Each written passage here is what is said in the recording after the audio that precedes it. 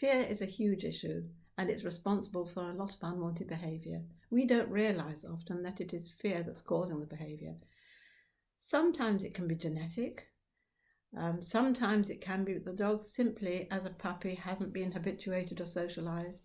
We get dogs that have been living on the streets in the other side of the world coming over here. They've never been in a house before, and everything's so scary they dare not move. What tends to happen often is that we scold a dog for doing things that have been caused by fear, and that of course doesn't help. Sometimes they're weird things. There's things. I've been to a dog recently who wouldn't walk out of the kitchen, and it turned out to be that he didn't like the shiny floor in the hallway. Another dog wouldn't eat from his bowl, and it turned out that he did not like the sound of his metal tag clanging on the metal bowl. There are an awful lot of strange things that dogs don't like. A lot of dogs don't like people wearing hats. They don't like day glow.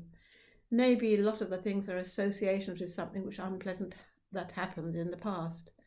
So the only way to deal with specific fears is to take them one at a time and deal with it slowly. The first thing being to desensitize, which means finding a level that the dog can tolerate it, a distance or intensity, and then to make something good happening so that that particular thing is associated with something good. On the case of the shiny floor, if they put mats or carpet tiles on the floor with gaps in between, the dog will get used to walking through the hallway. Then they can increase the spaces. Now, all the time they're doing that, they can be using food. So he begins to think, oh, I like this. This is a good game. And the fact that he's a Labrador would help, because Labradors like their food.